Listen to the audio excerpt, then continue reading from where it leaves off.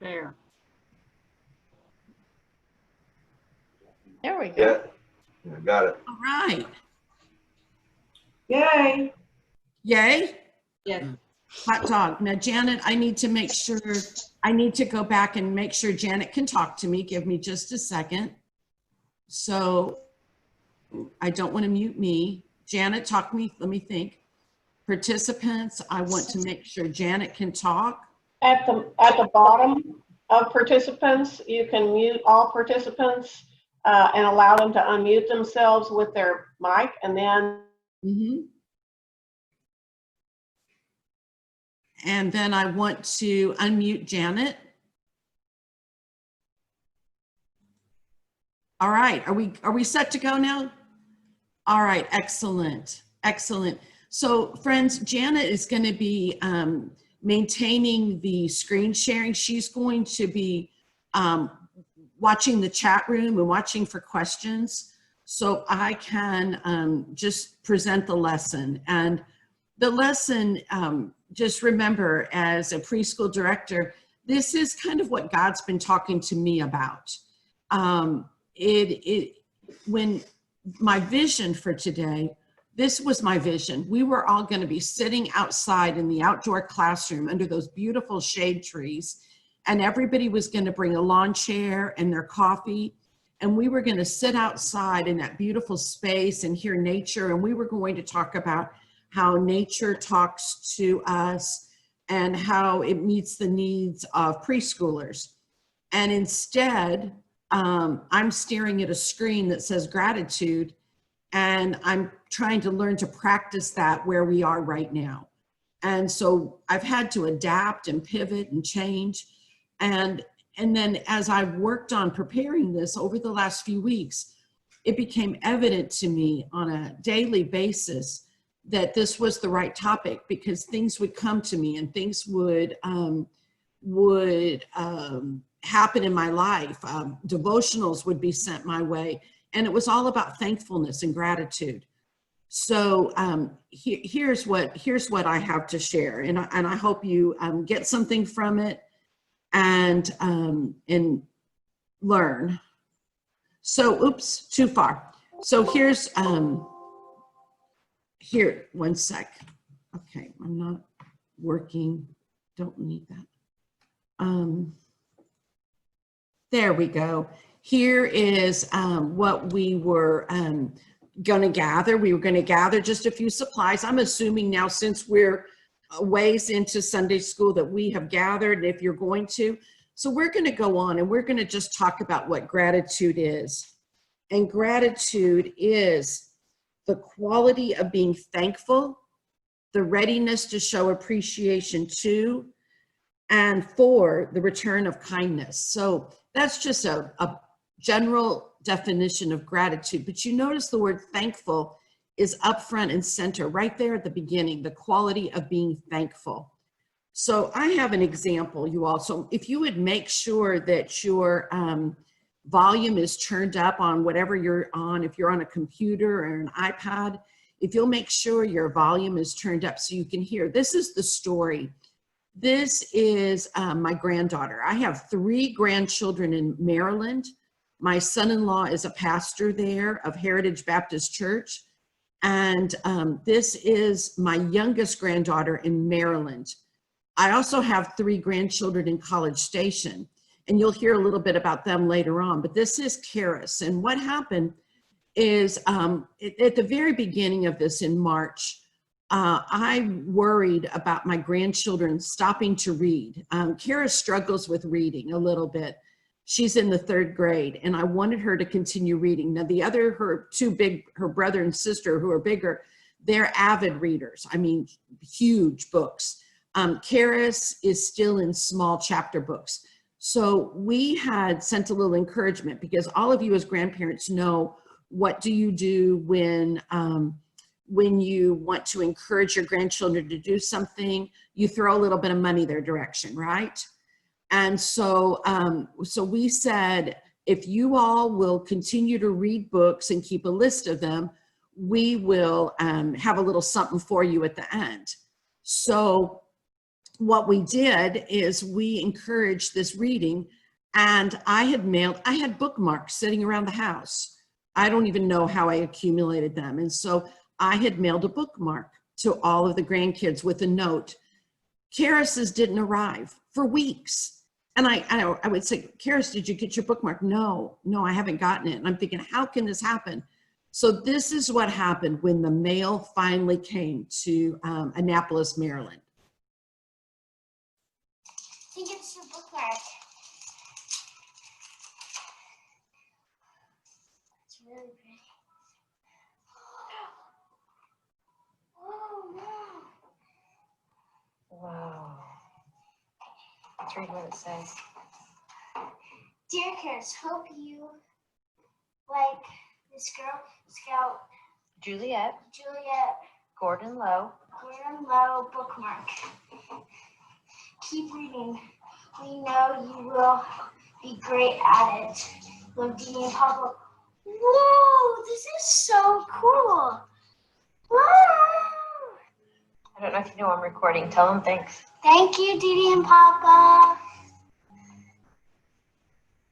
So I think that's kind of an extreme, a wonderful, for me, that's an example of gratitude and thankfulness. And I just, you know, as I was trying to prepare this, I thought about this little video segment that I received during the day. And I thought just the sweet 8-year-old's ability to be so grateful for something that had been sitting in a drawer in my house forever. So, oh, sorry guys, sorry. So there are 2 verses that I want to share about gratefulness and thankfulness. They go hand in hand in the Bible. It's be thankful for all circumstances, for this is God's will for you who belong to Christ Jesus. And that's 1 Thessalonians 5:15 and the New Living Translation. And not that I was ever in need, for I have learned how to be content with whatever I have. I know how to live on almost nothing or with everything. I have learned the secret of living in every situation, whether it is with a full stomach or empty, with plenty or little. For I can do everything through Christ who gives me strength. Philippians 4:11-13. Aren't those wonderful, reassuring verses to us about thankfulness and what we need to do? Yeah, that's right. So we're going to talk just a little bit. So I had a great conversation with my daughter-in-law, and she's a chaplain in Bryan College Station at a hospital. In fact, she's in charge of all the chaplains at these facilities. And we were talking about the coronavirus and how it's affected our life. And I was sharing with her that I was doing this talk, and we were talking about just how challenging it's been. And I just want to spend a minute. Let's talk about our physical well-being and how that's playing into kind of what the last few months have been like. For instance, example, Scott and I, we started walking. We did really good at first. And then I got busy, and you know, it got to be the evening, and sometimes we walked, sometimes we didn't walk. But at the very beginning, man, I thought, this is good. I'm doing good. I'm taking care of myself physically. Then I started cooking too much. Can anybody relate to that? Yes. I mean, I didn't, generally speaking, I don't have a lot of time to cook. And it was like calories didn't count during COVID. I mean, you know, if I felt like making chocolate chip cookies, we make chocolate chip cookies. And I was cooking a lot. I like to cook. So, you know, was I necessarily taking care of my physical well-being? Maybe not. I was feeding my body, but maybe not perhaps sometimes always the healthiest meals. Emotional well-being. There were times I have felt anxious. There are times that I have felt depressed.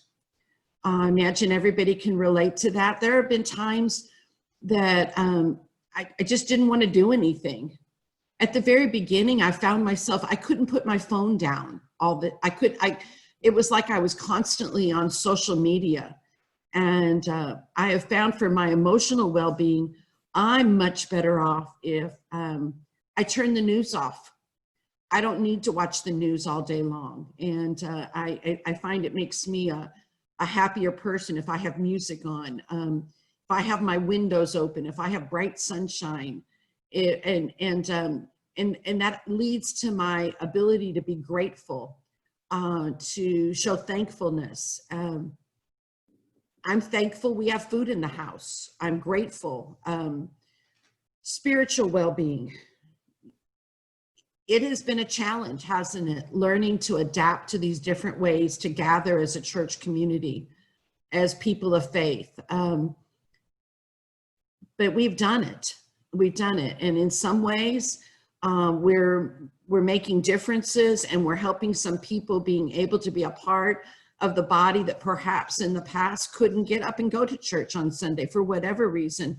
And now we have this new technology in place that everyone can participate. But what Raquel said to me, and I think she was so wise, is she said, Debbie, we have to remember that our community is in distress. And I am very aware of this as I have been talking to our families at our school. And I just want to share a little bit with you where they are. Some of them are fearful. Some of them are going back to work, and their children will be returning to us Monday. Some of them are still waiting. Some of them are working from home. Many of them have lost their jobs. The husbands or the wives have lost their jobs. The community's in distress. There's anxiousness.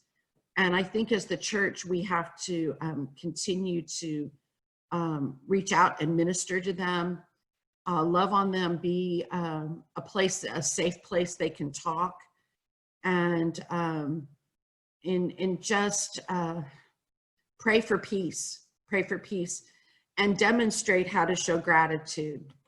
So Raquel shared with me a couple of questions, and she said this is what she, as chaplain of her hospital, this is what she's been saying in her devotions. And she works at a Catholic hospital. She's Baptist. My son and all three of my children, my son-in-law, my daughter-in-law, and my son all graduated from Truett Seminary at Baylor. And she's Baptist, but she works at a Catholic hospital system. And what she tells her people there is they need to concentrate on, what am I excelling in this week? So that's not something we often think about. What have I done really well? What have I done? Because what do we normally do? What do we, our self, we kind of go, man, I really messed that up. I should have done a better job. I didn't get this done this week. I didn't get that done. My house is a mess. The laundry didn't get folded. That was a pretty poor meal I cooked. I mean, I can think of all the negative things I can say. Instead, switch that and go, what am I excelling in this week? What have I done? And what are 3 positives? What are the positives? And to concentrate on those things and to answer those things. But then how do you track that? How do you track that? So having conversations with people, I was talking to Robin, and many of you know Robin. She's my assistant director, and she works at the front desk. And she tracks her gratefulness on her phone, on her iPhone. She has a place on her iPhone where when she's grateful for something, she makes a note of it on her phone that she can open up anytime and remind herself of things that she's very grateful for. I am sure there are many of you that are journalers. Do we have journalers out there? People that like to write. Yeah. I am not particularly a journaler, but I'm more of I'm a note taker. I write notes. And when I think about this, I think about just something as simple as Post-it notes. And if you want to write a grateful message, something you're grateful for, and just stick it on your mirror in your bathroom, something to remind you what you have that you need to be thankful for and grateful for. And then I think the Bible tells us to tell other people. You know, it talks about sharing the goodness of God and everything God's done for you. And I think that's an important part of gratefulness and thankfulness, and speaking to others and saying, you know, I had a really neat experience, and let me share with you what God's done for me.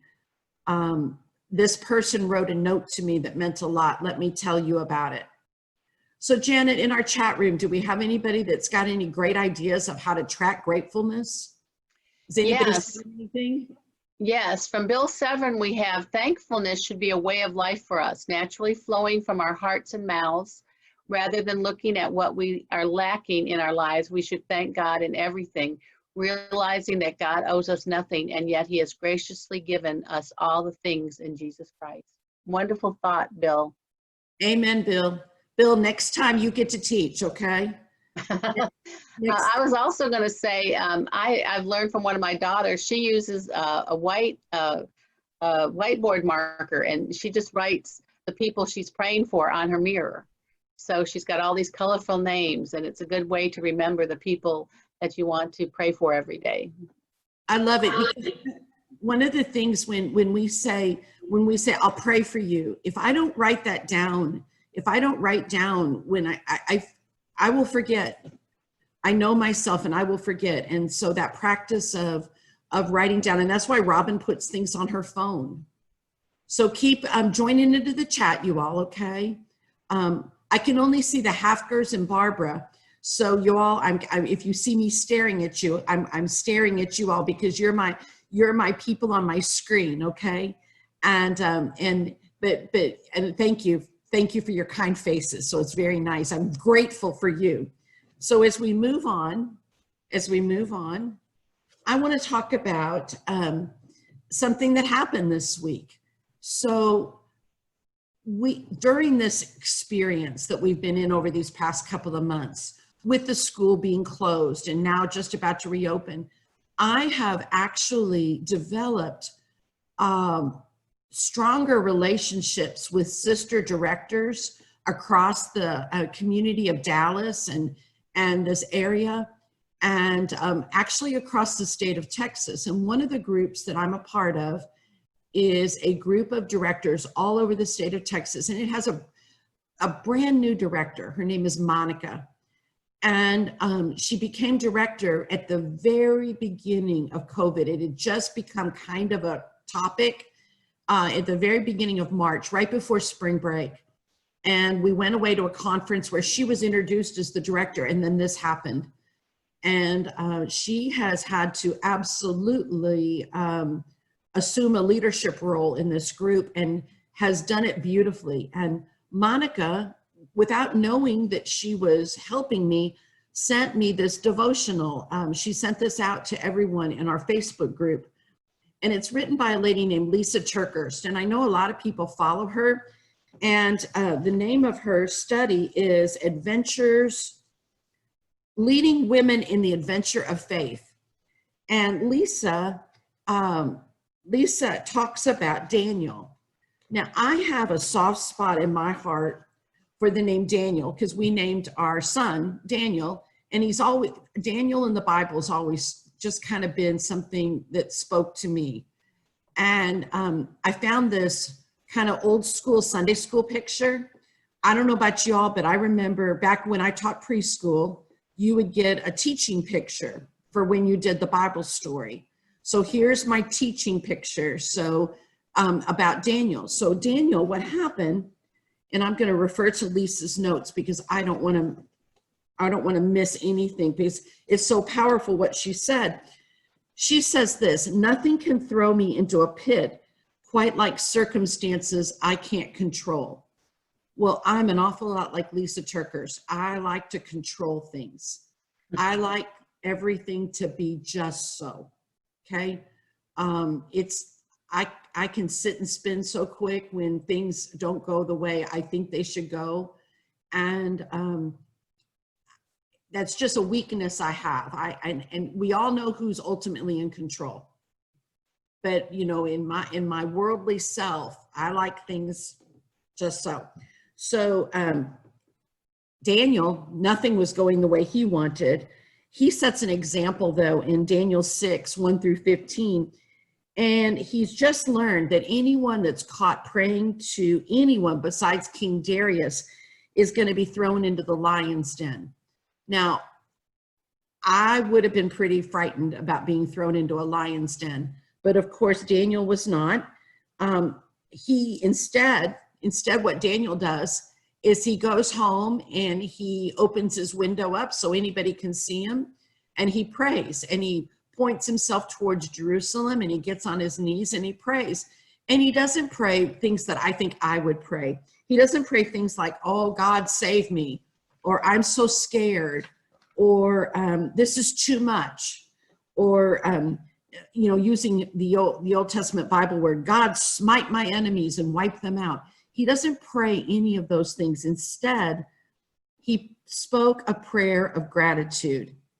He got down on his knees 3 times a day and prayed and gave thanks before his God as he'd done previously. I feel like what she writes is exactly the opposite of what I would have done. I would have been fearful. I would have been like, this isn't right. This isn't just, that we need to make these bad people go away. Instead, he reacted in a beautiful way, and it makes me stop and think, thankfulness must become a habit. And our initial responses are just byproducts of rituals we've established in our life. Daniel has gratitude and trust in God, and that's front and center in his heart. Fighting fear begins the moment we start giving thanks. When I can't sleep at night, which isn't very often, I'm generally one of these, I put my head on my pillow and I'm sound asleep. But there are nights when I have a lot on my mind and I can't sleep. I will generally just start praying thankfulness prayers. Thank you for this. Thank you for this. And try to rename those things that I'm thankful for in my life, instead of dwelling on the things that I'm worried about, or the things, they're still there. They haven't gone away, but I'm praying and asking God to show me ways that I should be thankful. And then lastly, she says, we can't fix our circumstances, but we can fix our eyes on God. And I think those are just powerful, powerful words from her. And of course, this came this week when I was preparing this talk today on gratefulness and thankfulness. You see what she says in her quote, giving thanks isn't living in denial of difficult circumstances, it's choosing to turn to God in the midst of them. So I think if we allow Daniel's life to be proof in our hearts of the words of Isaiah 26:3, and that is, God is able to keep in perfect peace those whose minds are fixed on him because they trust in him. Debbie, we had a great thought from Alan and Heather. They said every night at the dinner table, they go around with their kids and ask 4 questions. And I think they fit whether you're 8 or 88 or up to 88. What was the best thing that happened to you today? What was the worst thing that happened to you today? What are you thankful for today? And how did you help someone today? Love it. Love it. That's great. That's great. And that does fit whether you're 8, 48, or 88. You're right. Say them again, Janet, one more time. People have got paper and pencil, they could jot it down. I just closed out. What was the best thing that happened to you today? What was the worst thing that happened to you today? What are you thankful for today? And how did you help someone today? If you have little people at your house, you will get the most precious answers to that. And their hearts are so pure. One of the things I've missed in the last 2 months is that interaction with the children at the school. I really have missed the innocence and the ability to share their hearts and so purely. And I can't wait for Monday. So when we're back together as a school family, and we can do that again together. So I have to do a little describing about this. When my husband Scott saw that, he goes, "What is that?" Well, you have to use your imagination a little bit. This is a white envelope with little adhesive plastic rhinestones stuck all over it. Now, you have to think, if you're 4 years old, what's the most impressive thing you can stick all over an envelope? Jewel, okay? Jewels. So we were doing our pre-K4 graduation. Now, what this looked like is we had every other spot at the church parking lot, a staff member came in their car and they pulled their car in every other spot and decorated their car for pre-K4 graduation. So we had about 50 kids that were graduating, and they didn't get to come into the sanctuary like we always do and walk down the aisle with their graduation cap on. Now, mind you, it's a very inexpensive felt graduation cap from Oriental Trading. This isn't an expensive thing, but it's a big thing when you're 4 years old, and it's a particularly big thing when you're a parent and you've been looking forward to this. So we were doing our graduation parade, and we had, the parking lot was fairly full with cars, and Chris was there and was playing Pomp and Circumstance and happy songs, and Andy was there and all of the staff of North Star, and we were just cheering and shouting and yay, and shouting and applauding and waving, and the boys and girls would stick their heads through their sunroofs if they had them with their graduation caps on, okay? So this was going on for about 45 minutes, and it was so special and so sweet. A little girl came up to me. They parked their car, and a little girl came up to me. Her name is Haley, and she handed me this envelope. She's 4 years old and is about to go to kindergarten. And I'm going to read you the letter that was in here. I didn't open it at the time. I opened it later, and it's such an example of gratitude. I want you to hear this family's gratitude. Dear Debbie, what a ride these last few months have been. We have learned, among other things, that we miss you all tremendously. And not just because I've been home with the girls for all this time. We miss your friendliness, your smiles, your love, and the way it feels like home away from home when we walk in. One of the hardest things in all of this has been watching our girls' worlds shrink, mainly Haley's. We don't have much family, and you all are the only people she sees and talks to regularly. She's handled everything well, but I will never forget the way she glowed after her first class Zoom call. Mrs. Raines says she misses me, Mama. My heart broke. She hadn't understood that she was missed. She didn't realize that the person she adores more than anyone, Mrs. Raines, knows everything, she says. She'll teach me the kindergarten stuff if I stay at North Star. Mrs. Raines missed her as much as she missed Mrs. Raines. She was happy to be missed. To say we are grateful for you all is an understatement. We've been trying to figure out an appropriate way to say how much we love you guys. But gift giving is kind of weird right now. We don't want to give you all something else to sanitize or clean. We did some math and figured out that from March 16th to June 1st, we will have missed 52 days of school. So here's $1 a day from all four of us to tell you just how much we missed you. I don't know where this money is needed: supplies, books, salaries, a staff member in need, someone's tuition, whatever it is. Please help these $208 find a good home. Our lives wouldn't be the same without Mrs. Raines, Mrs. Coach Laura, Mrs. Leska, Mrs. Santiago, Miss Sydney, Mrs. Ross, Mrs. Stephanie, Mrs. Cooper Collada, Mrs. Brandy, Mrs. Robin, you and everyone. If we could give you all $1 million, we would. Thank you for your hearts, and we will see you soon. The Wanzers. I cannot tell you how much that letter moved me. I still read it often, and it just perfectly portrays thankfulness and a grateful spirit. And so super grateful that they took the time to write this letter.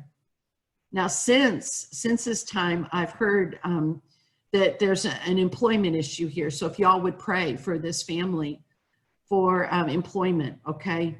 So we're grateful, and we'll have the girls tomorrow at school. And just, this is why the work we do matters. So Janet, let's stop for a minute, see what everybody's saying and what they're. Well, evidently we have some folks still in the waiting room, Debbie, and I don't have the permission to let them in. So I don't know if you can either give me back the permission for a minute and talk about our next exercise before the video. Yes, honey, oh my gosh, I feel so bad that I cannot, let me give you back. Let's see. I need to give you permission, which is participants. Make host. Here we go. Andy Odom, you're now the host. Are you the host? Yes, I want you to be the host.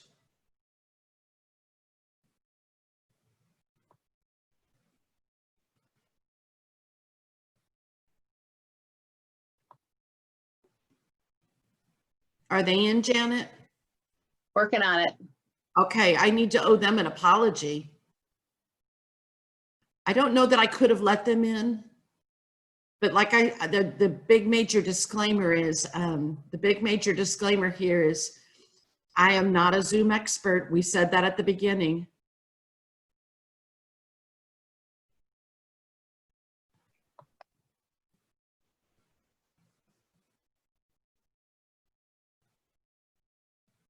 So if you're one of those people that were waiting in the waiting room, I'm so very sorry.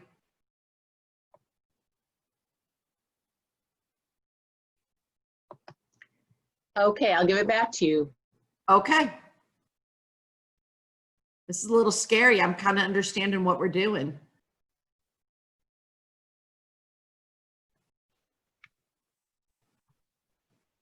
Oh. It's all right. Got it. Perfect. So what we're going to do now, you all, is, oh, well, here we go. Sorry, my fault.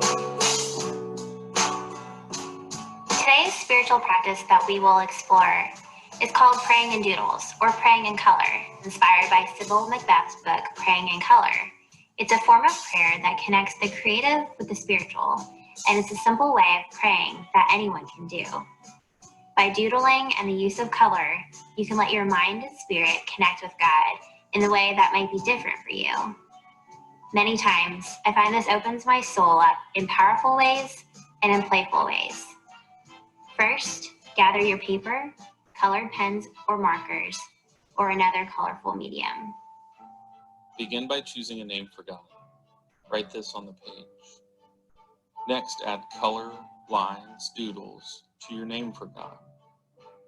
Connect with God through the lines and colors you choose.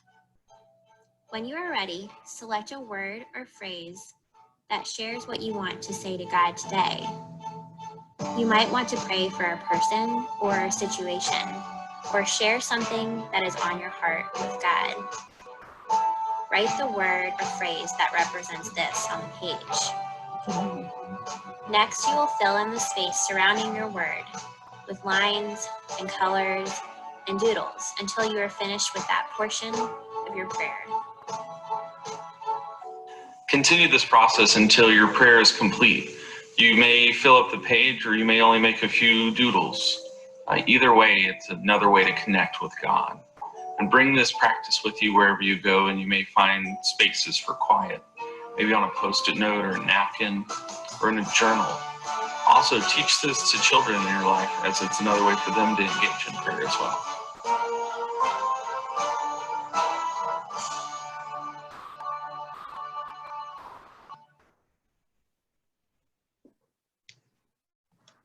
Does anyone, when they pray, ever kind of feel like, oops, sorry, novice again. Let's go back here. Let me stop sharing and see your faces. Oops, sorry again. Stop sharing, hold on. Oh, goodness gracious. Hold on, folks.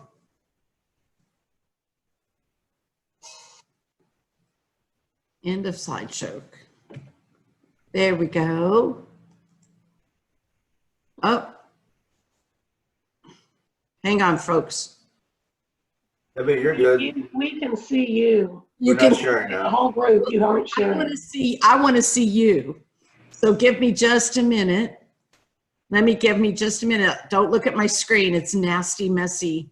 My screen there. Okay. I can only see one of you. So We're not seeing your screen, Debbie, so don't worry. Wonderful. Okay. in the upper right-hand corner, there's a Yes. thing called gallery view. Yes, but I'm only seeing Zoom right now. I've gotten myself, let me hang on a minute, Ellen.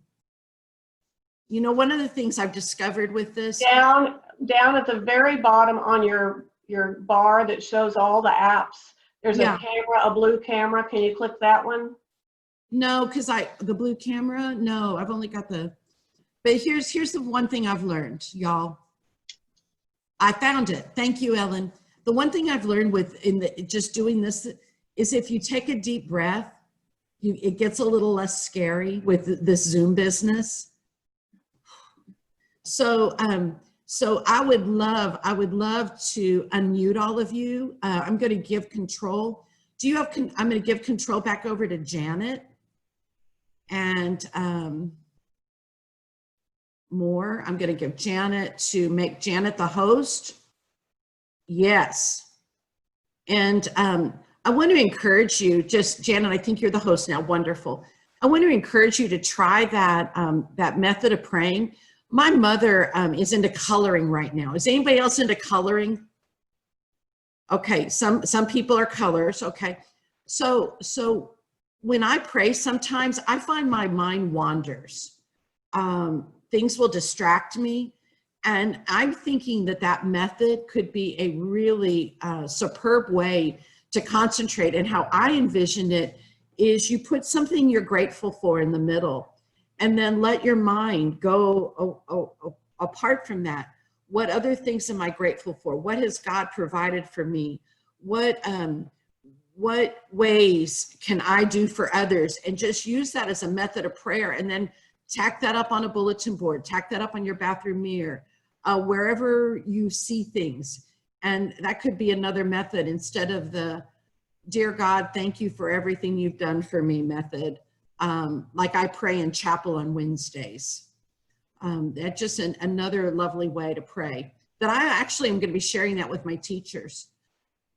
So any comments, Miss Janet? I don't think we have any new comments in the chat box, but we can open it up for any verbal comments if anybody wants to share. Let's do it. Let's do it. Would you all like an update about what tomorrow looks like at school?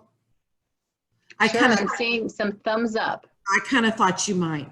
So we begin tomorrow. We've reduced our hours by an hour. So the staff will be arriving at 7:15 and the children will arrive as early as 7:30 rather than 7. So we're 7:30 to 5:30 for June and July. Everyone's temperature will be taken at the door. The staff members won't be allowed in the building until their temperature's taken. And then as the children arrive, I will be taking the temperature of the children and of their parents and asking them health questions before they come in the building. I will be wearing a mask, and I'm sorry I didn't bring it home. It's red. And if I had remembered it was Pentecost before yesterday, I would have brought it home. It's red and it has a little like teddy bear face on it. And I'm hoping it's less scary, you know, and I'm trying to practice smiling with my eyes. So we will be meeting the children outside under the portico, and then we walk them to their classrooms. And then at the end of the day, they go out, the parents ring the bell and we take them to their parents. So parents aren't coming in the building. Ask for your help. You're not coming to the building, but if you do, if you could go to another entrance, because we can't allow anybody to come through the facility where the children are right now. It's a mandate. The children are staying in the same groups all day long. We're not mixing groups, and the groups are smaller. So we covered your prayers for safety. Cleanliness, we've never been this clean. We have a cleaning schedule 3 times a day that the teachers are going to be doing, in addition to the deep cleaning we do every night. And we were already really good, but we're going to be so good. It's going to be amazing. Yeah, so I can answer any questions if y'all have it, or we can discuss gratefulness, thankfulness. We've got just a few minutes before worship begins. It's Ellen. If you all do need to come to the building, the building isn't actually open because the staff won't be there until we do our phase 1, as you know. But at that point, I believe the atrium entrance will be open. And if anyone else needs to meet us, then we'll meet you at the north entrance, or if there's any accessibility issues. So those are the 2 entrances that we're using. We'll figure it out, won't we? We can Will you have the same number of children, and how many children per teacher? Hey, Heather, thanks for asking that question. Right now, it's a smaller number. We had 83 originally enrolled for summer, and that number is hovering in the 50s right now. So we're over 50%, which is a high percentage for a center currently. And I think as people become more comfortable, or they're called more back to work, our numbers will increase. We currently have about 150 enrolled in August. So we'll see. But I'm grateful for this time that we can practice these new procedures in June and July before we do jump to potentially over 100 children. How many kids in each class? Oh, thank you. The maximum is 10, but that's a real, most classes have 8 or fewer. We're interested to see what it looks like when our kids go back to school in the fall. I know. And Heather, the rules change for us. The guidelines change almost. I don't want to say daily, but sometimes daily. So we just get real good. Okay, we just pivot and grin and move on. Great questions. Anybody else? I think gratitude is a learned characteristic trait.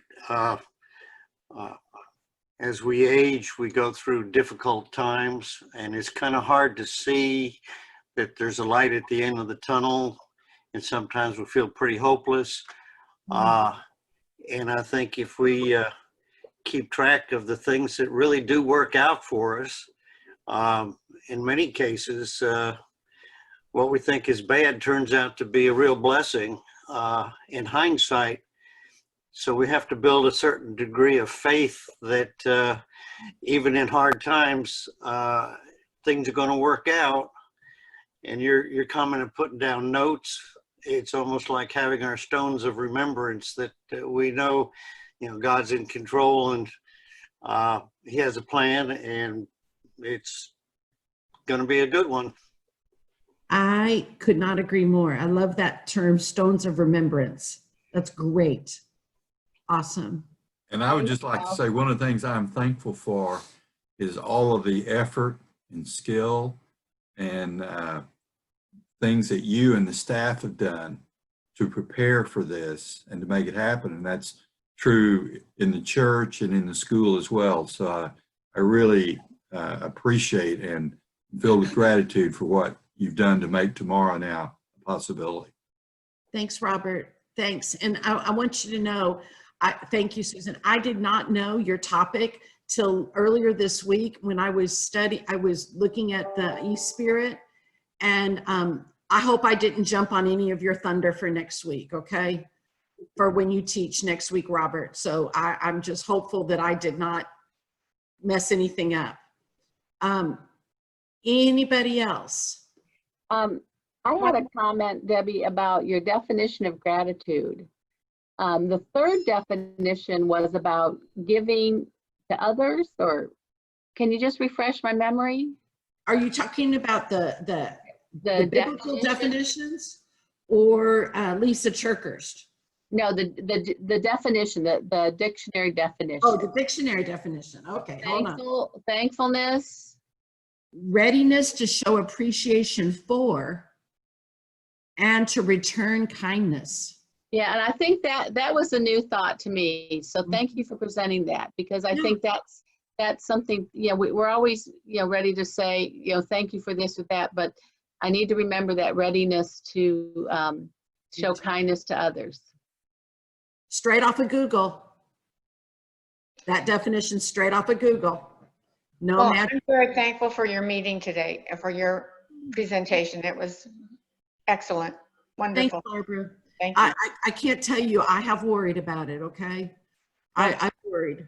You know, you get those good butterflies in your belly, and you pray that they're good butterflies, and that, you know, and then my prayer immediately was, God, just show me, you know, use this. So thank you for that affirmation. I appreciate it.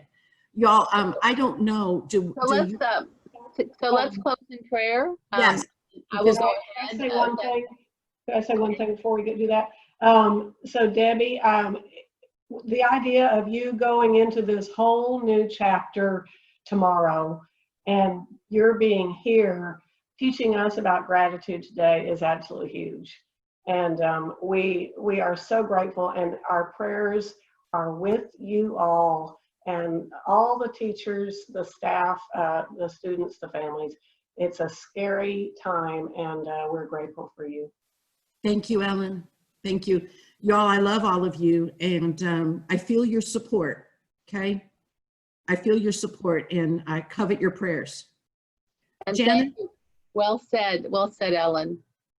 So let me close this out in prayer. Dear Lord, we lift up the prayer concerns said today and unsaid. We lift up the North Star Learning Center, and we know that you stand with the school and the teachers and the parents and the students. And we know you stand with our church members, and you stand alongside them. We thank you for this refresher and reminder on gratitude, and that we have much to be thankful for, and that we have much to share and to give to our families and our community. And we thank you for Debbie and her lesson today in the midst of all the preparations for tomorrow. Thank you for this day, your word, and the lesson that is coming in the service. And we thank you most of all in Pentecost for the beginning of your church. Amen. Thank you all. Thank you. Bye-bye. Bye, everybody. See you soon. Bye. Bye. Thank you, Debbie. Bye, Great class. guys. Bye, thanks. Bye. Enjoy church. We're still on. I don't know. Okay, bye, everybody.